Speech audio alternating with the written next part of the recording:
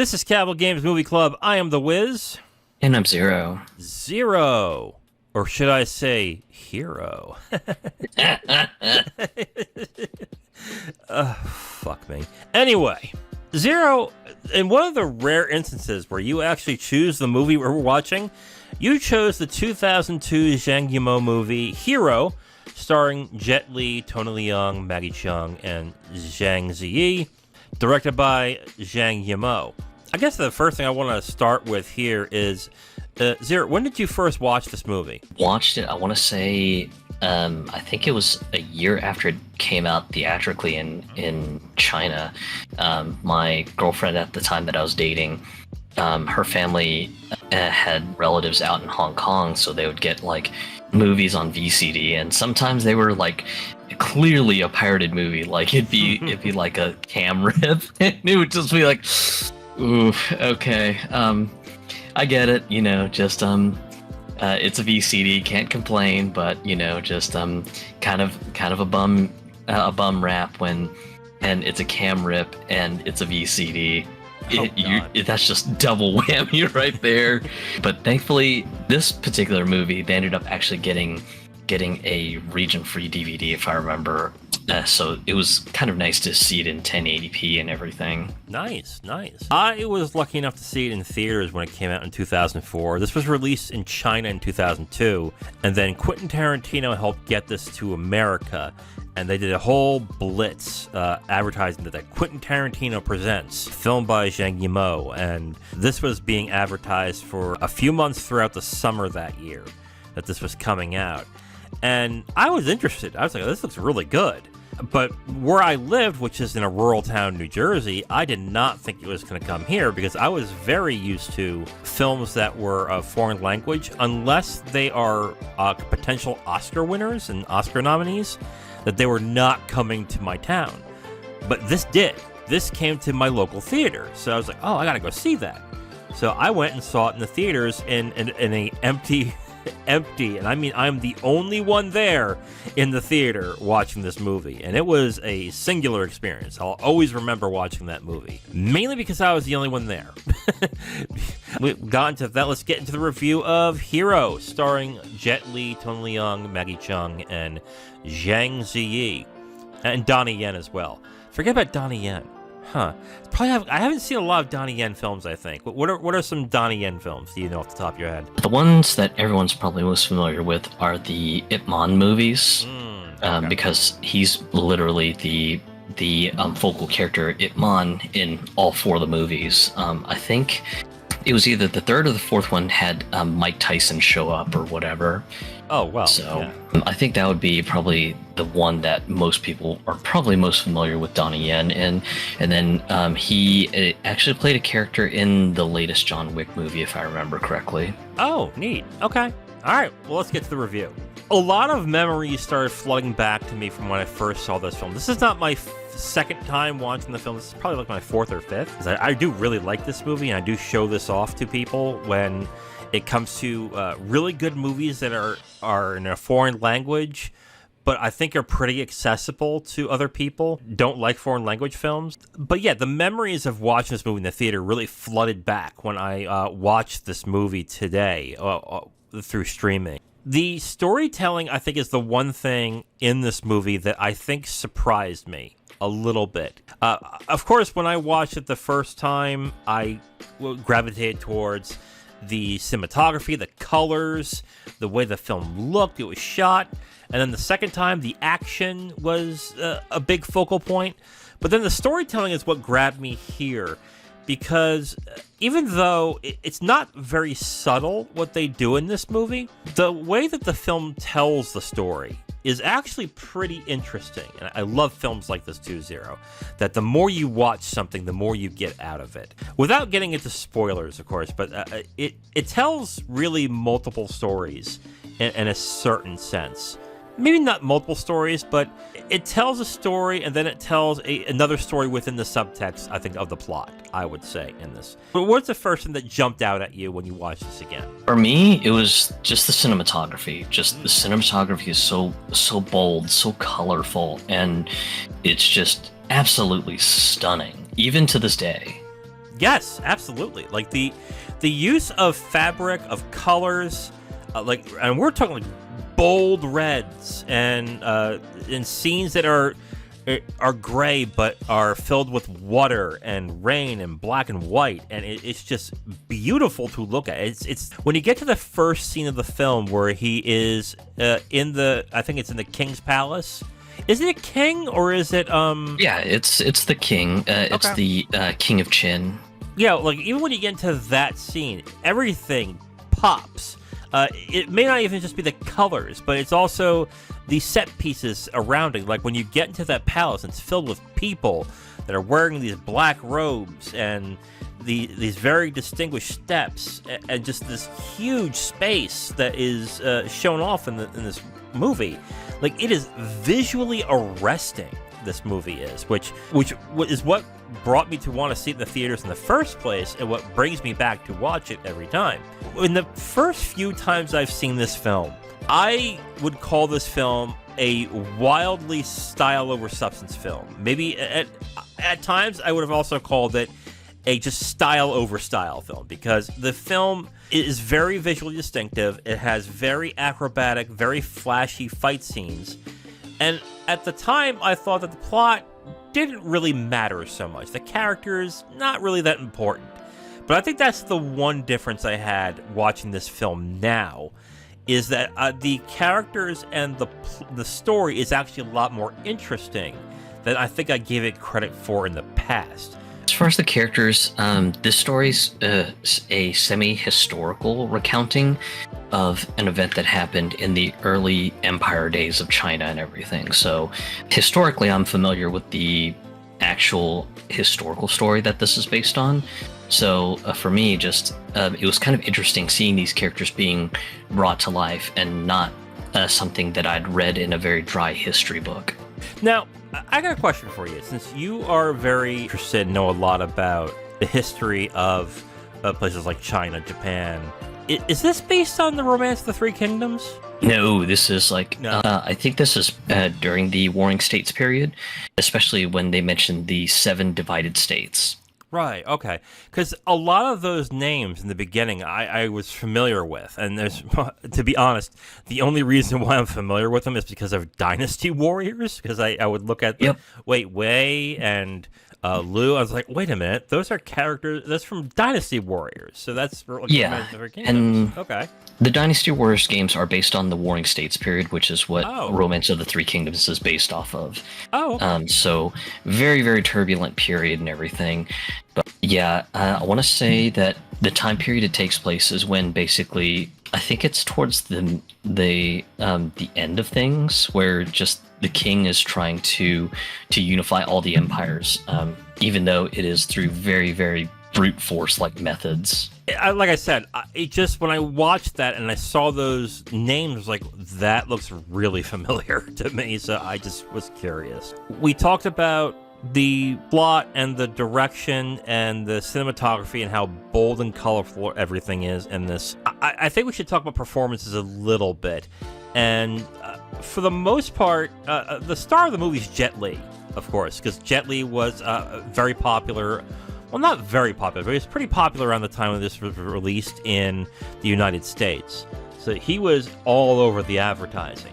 Jet Li doesn't really do much in terms of acting in this, but he does a lot of the action. But even then, it's like he's really a blank slate for the other characters and actors in this movie, who are much more interesting and much more dynamic in this. So with Jet Li, I guess with the action, he's good. I mean, that's Jet Li, of course. It's Jet Li at his prime. But when it comes to like acting, it's kind of blank. It's kind of like not really. Jet Li's performance is very dry, it's almost clinical to a sense. It isn't until the midpoint of the movie that's where just you see Nameless's personality sort of come to bear, especially when it gets into the one piece of information that the King of Qin does not have. I would say that the main performances of the film will probably be with Tony Leung, Maggie Cheung, and Zhang Ziyi in this. Like, all three of them, I think, are really good in this, but I want to especially highlight Tony Leung in this as Broken Sword, I believe. Yes, as Broken Sword. Yeah. His character is really interesting in this, and I gotta be honest with you too. It took me a long time to realize that was Tony Leung in the costume that he was in. The way that his beard is and his hair, like, I have never seen him like that before. So I was like, wow, this actor is really good, and I don't recognize him. And it was like, I thought Tony Leung was in this. Is he the king? It doesn't look like Tony Leung. I was like, oh my god, that's Tony Leung? Holy shit. But yeah, he's really good in this. Like, I really like this performance in this as a conflicted warrior when it comes to his country and the person that he loves, which is Flying Snow, who is played by Maggie Cheung, who does another really good performance in this as well. Donnie Yen is in this for a little bit, but he starts the plot. But it's carried throughout with these three actors. And Tony Leung, just wonderful as always. Maggie Cheung, she's got kind of an interesting role in this, especially just in the early part of the story where she makes her appearance. She seems like very cold and very stoic, and then you see her emotions open up as the movie goes further and further in. And then Zhang Ziyi, her character Moon is really interesting because, of course, you start with a depiction of just a student who's almost overly familiar with her teacher, Broken Sword, but as you kind of like go through the movie and everything, just you see that the personality really becomes more of a very, very devoted student and everything. So it was just kind of interesting to see the personalities of both Maggie Cheung and Zhang Ziyi's characters kind of evolve and move as you got further and further into the movie. And those performances are also twisted with the twists of the movie in the middle. What happens, which we won't get into. We'll get into spoilers with that one. But the fact that those performances remain dynamic and interesting when that twist happens, it is really a testament, I think, to how well written this movie is, but also how great these actors are. I will always remember Zhang Ziyi in her performance in Crouching Tiger, Hidden Dragon. It was a great performance. And I even liked her in The Grandmaster. Wait, she was in The Grandmaster, right? Yeah. Oh, thank God. Oh, God. Oh. But yeah, I even liked her in that too, even though I wasn't really a big fan of The Grandmaster. But she's a great actress, and I'd like to see more of her stuff. But she always puts in a great performance in really good movies, so I like her very much in this as well. I really liked Chen Daoming as the King of Qin, mostly because his pronunciation sort of exudes sort of like a sort of warlord king sort of vibe, especially when in a couple of his speeches with Nameless, he uses the Chinese version of the royal we. And everything. When he makes decrees and stuff like that, it just sounds like how I would imagine just a very, very lordly king who's wanting to vastly expand his empire. Just nailed the depiction that I had in my head from some of the Warring States periods stories that I've read. Yeah, it was a good performance, I would think. I don't know. I guess because you're familiar with the history and everything along those lines, correct? When it comes to that type of culture, the Chinese culture? Yeah, the Warring States period stuff in China is a piece of history that almost every Asian kid studies, be it in school or if you're born in the West. Usually you'll have someone in your family just kind of either help read or recite the tales and stuff like that. So yeah, this was something that my family really harped on me learning as a kid. And then when I was dating my ex-girlfriend and everything at the time, her dad was a stone nut for the Warring States period stuff, and I've even gotten the chance to read a written Chinese version of the Romance of the Three Kingdoms stories as well too. So I'm fairly familiar with it. Nice. Okay, that's cool. I guess the performance for me was fine. I didn't really get much out of that other than like he was a king / dictator, I guess. But I mean, that's interesting. That's really interesting on that one. We're getting spoilers for Hero, the 2002 film by Zhang Yimou. If you haven't seen it, you can come back when you're ready. We'll get into spoilers in 5, 4, 3, 2, 1. So I don't know why this aspect of the film whooshed past me the last few times I've seen this film. What really caught me in this is how well the story pivoted when the twist happens. A lot of movies, when they do twists, they either use it as a crutch to save a movie that is not working, or it could also completely destroy a movie. One big example I have that I think a lot of people get pissed off at when I say this is I think the twist of The Usual Suspects makes it a disaster of a film. I hate that film more than anything because the twist just invalidates everything that happens. But in this movie, it's actually brilliantly done. You want to get what the twist of the movie is? The beginning of the movie is set up by Nameless basically saying, I've slain the 3 most lethal assassins that are threatening the Empire. He regales and recounts the king his tale of just how he assassinated these 3 very threatening assassins that have been plotting to take the king's life for several years now. Of course, just when he gets to the last 2 assassins that he killed, Broken Sword and Flying Snow, the king calls him out on it, and he's just like, your story is a lie. And of course, just Nameless ends up kind of like confused, like, okay, how in the world did you come to this conclusion? And then of course, just this is where the king sort of just kind of goes, here's what I think happened, and just kind of tells his tale on how he thinks the slaying of the last 2 assassins happened. From there, just the king goes, I basically sniffed your story out, and the viciousness of your anger and hatred towards me is clearly indicated by these candles in front of me. And then this is where Nameless kind of pulls a complete twist on the king, because the king's just like, well, I figured it out, and I figured out your plot to assassinate me, so just your whole plan is unraveling before your eyes. And then Nameless kind of ends up sort of changing the game. He's just like, actually, you've underestimated one person. And then this is where the king's just like, okay, interesting. Who? And then that's when Nameless counters with the point of, you've underestimated Broken Sword. And then turns out that Broken Sword had been fixated on just not killing the king due to a failed assassination attempt 3 years prior. And when that happens, it just completely throws out the first half of the movie out the door, and just completely just changes everything. I want to push back on it throws out the first, because what it does, I think, is it changes the dynamic of the film entirely. For the first act of the film was him regaling those tales of how he assassinated the 3 warriors. And the second act is the king rebutting, saying, no, that's not what happened, this is what I think happened. And then the third act is basically a variation of the truth, I would say, to a certain extent, but still distorted in a way that leaves a little bit to the imagination as to what is true or not. Kind of like Rashomon in a way, where Rashomon is a movie where you don't really get the full picture and the full answer, but you're not meant to in this. Hero is not nearly as deep as Rashomon in this aspect. Don't get me wrong.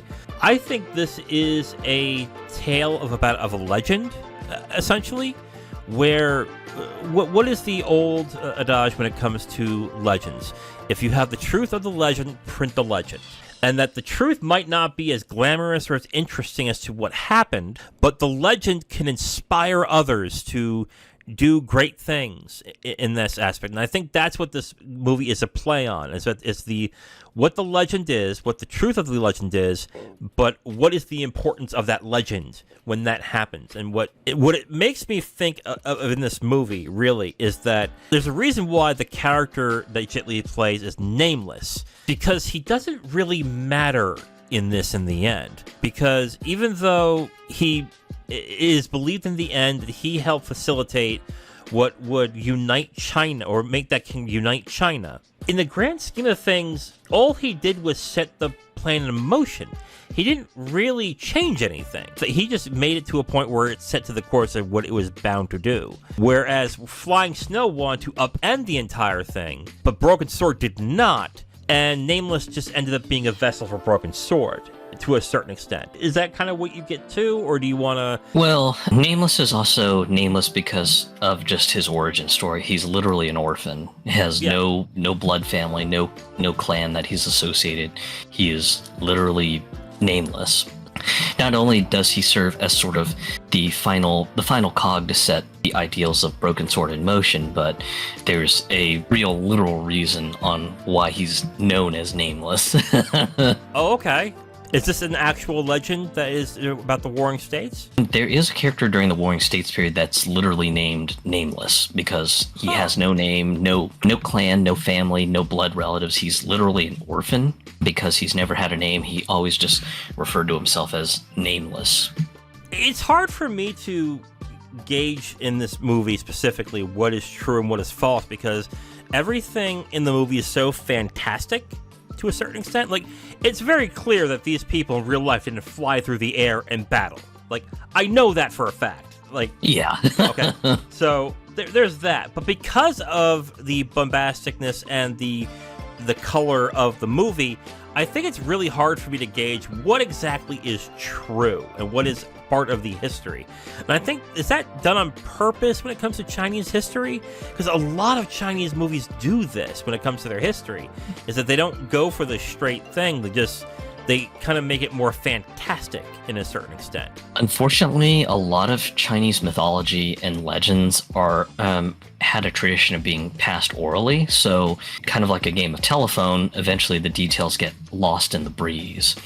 It wouldn't be until like a certain time period that people would start writing down historical accounts of some of these tales, but sometimes the writer would take some creative liberties just with writing down their accounts of the tales and everything. That's just kind of what it is. I looked at this film. It does kind of tell the same story 3 times to a certain extent, but it does it enough where while telling that same story 3 times, it tells in another story throughout the entire film, which I would say basically is the battle of wordplay, where Nameless is saying his story, the king is saying what he thinks it is, then Nameless goes back, and they go back and forth a little bit, and there is that battle as well that's going on, and that also plays into something that is talked about in the movie as well, where Broken Sword talks about that calligraphy helps make somebody good with the sword, specifically because of the way that the motions and everything that you would have to do to make perfect calligraphy. Calligraphy is part of communication, and so is talk, so that kind of marries those things together to a certain extent. But then again, you might just come back and go, actually, it's about this history thing and that. So go right ahead. Correct me. Well, the whole calligraphy piece is more of a philosophical message because, of course, in the beginning, just you have Nameless basically mentioning that I asked Broken Sword to write the 19th variation of the word sword because supposedly you can divine the secrets of someone's swordplay by just this character and the handwriting style that a person uses to write this character. Of course, you have basically the scroll being unrolled in front of the king, and the king is just like, I don't get it. All I just see is a written character, and of course later when you get to the later part of the movie where the king basically says, as you know, if you plan to kill me, then just go and fulfill your mission. And he turns his back towards Nameless, but at the same time he starts to look harder at the scroll and basically has kind of a philosophical message about it, and and it turns out that what the king gets out of the character being written on the scroll was, it's not the secret of swordplay, but it's the secret of like the ideal of a person who is trained in the sword, and pretty much just kind of goes into a philosophical thing of just a person almost becomes so good with the sword that any sharp object, even a blade of grass, can become a weapon. But at the same time, the swordsman can later evolve to a much higher state of mental being that violence is no longer necessary. So it's kind of an interesting sort of philosophical take on things, and that was kind of where just he sort of ties it back to Broken Sword, and he's just like, yeah, just now I understand Broken Sword as a person. He wasn't trying to do things by bloodshed. He was trying to do things in kind of a much more larger picture scale sort of ideal. It's kind of interesting that some of the fights are actually considered like sort of philosophical mental battles, that the characters that square off, sometimes they don't physically square off. It's just sort of a duel that they have in the mind while they sort of stare each other down for like several minutes and everything. And kind of an interesting thing, especially since I do have a background in martial arts and everything, that I've had moments in various martial arts schools where just I'll do mental sparring exercises where an instructor will say, okay, so a person attacks you with these following attacks. How would you counter the attacks? And it was kind of interesting when I saw it the first time, just seeing this sort of thing sort of play out. All in all, just I thought it was sort of interesting having these fights being mentioned as being battles of the mind and not of the body and soul. That was kind of an interesting concept, especially when I saw the movie the first time. And then again, it was interesting seeing it now as an adult and everything. The first mention of this is during the duel between Sky and Nameless and everything. And it's interesting too, because of course, just both of them sort of stop for a second while Nameless pays the zither player a whole bunch of coins to basically just play music for their duel and everything. You don't see the final strike of the duel happen until like the zither player's strings, all of them just break, and it's such a dramatic moment. Yeah, so it's basically planning on what you're doing and then saying it out while the person figures out tactically what he has to do to counteract. That's what it means? Yeah, it's essentially a thought exercise. Like, there's no physical combat actually taking place. Just, it's more sort of you and the instructor sort of like talking through like, hey, what would be your ideal way to deal with this sort of string of attacks and everything, and then just sort of trying to talk through potential tactics that you would use.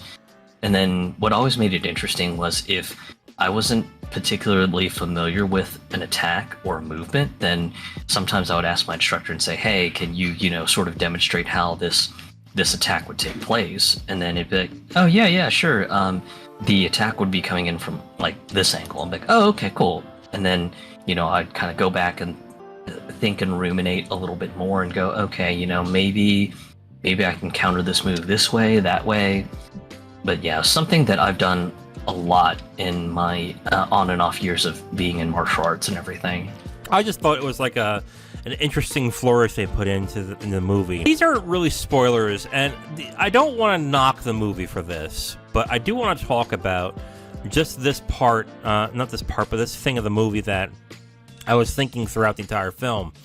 And it's that if there is a movie that if they could hire a special effects house to redo the special effects of, it would probably be this movie. As visually arresting as the movie is, and when it comes to set design and colors and everything, the special effects in this really look dated. You mentioned the sky fight, the water drops as as Nameless goes and attacks Sky in that scene.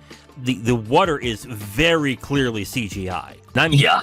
Really clearly CGI. And then in that other scene, in the next scene as well, when the arrows are hitting the Calligraphy Palace, the arrows that they have that with that scene of the arrow going in, I remember look really cool in the theaters, but watching it now, it's like, ooh, that does not look good.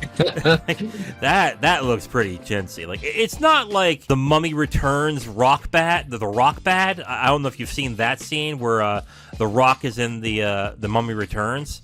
It's really bad, but it's not that bad. But it's distracting enough to where if this is your first time seeing the movie, it's gonna really stand out. So I would say for the people who own this, unfortunately, I think it's still Miramax who has the rights to this movie.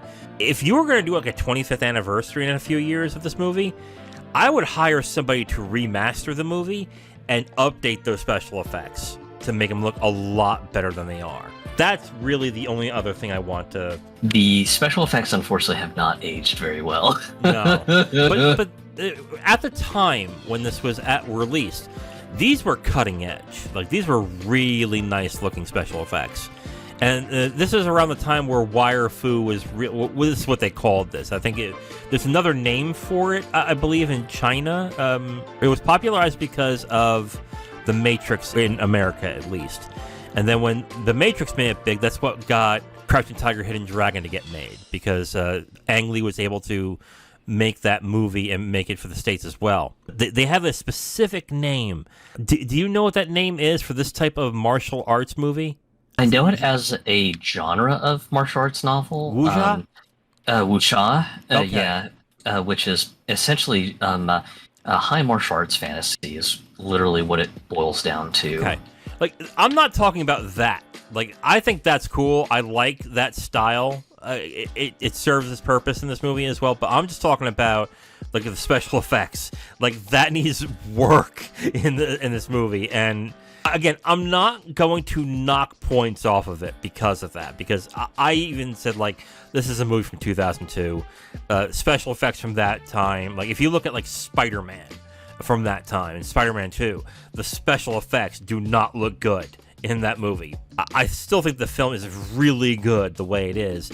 You just gotta look past those special effects. This is probably going to be right around an 80 for me. I mean, it's a great movie. The cinematography is excellent, and then if you're kind of into Ang Lee style of martial arts choreography with like the wire fu sort of stuff, then I mean, just it's an absolute treat of a movie to watch. But again, just the only downsides just seem to be that this movie has not aged well, special effects wise, because much like you, just especially when you see stuff like the arrows zooming through the air to the calligraphy studio, and like I think one of the particular scenes that's particularly bad is just where you've got like almost kind of like a GoPro follow cam effect going on. It was just like, oh, that just looks bad. Yeah. Like, that scene specifically, like I mentioned the water droplets thing. I think that's the one scene that really needs it. That specific scene with the arrow is just like, it's like, that could be done a lot better. I don't know what a special effects house can do to make that look better. To be fair, that might just be the way it was shot, and they got no other thing they could do with that. But yeah, that's definitely something. So 80% is what you're giving it? Yeah. I originally, when I saw this in theaters and when I saw it multiple times, I've consistently given it a 4-star. I'm going to give it 4.5 this time. A lot of the aspects of this film are really well done. I really like the fight choreography, the colors and everything in the movie, the way it's shot. Like, those things keep standing out. And what made me not go higher in the past, because I didn't think this was that deep of a movie. And I prefer my films to be deep, philosophical, and filled with character development and everything. I don't know why it took me to this viewing to finally realize that, oh wow, there's actually a lot here that I just did not realize. That it made it a lot more interesting to watch this time and get a much deeper appreciation of this movie. So I'm giving it 4.5 stars. I think this is a really good movie. It might be the best of these types of movies, I think. It might even be a little bit better than Crouching Tiger. Mainly because, and I'm going to say it for this reason, mainly because Hero does one thing really well that a lot of these types of films, like just action films entirely, that I would call them elevated action films, that they tend to do wrong, is that they overstay their welcome. Hero is a 90-minute movie, like maybe 95 minutes. It knows what it has to do, it executes it really well, and it gets out. Whereas other films like this type may go for 2 hours, 2.5 hours, good lord, 3 hours at times, and it doesn't need to. Hero recognizes that, and it doesn't do that. So it's a brisk 90-minute movie, and it works out really well in that case. So 4.5 stars for me. If they do a special edition, please update the special effects. But other than that, excellent movie. Really like this. Really appreciate this now for the 4th time. Really good movie.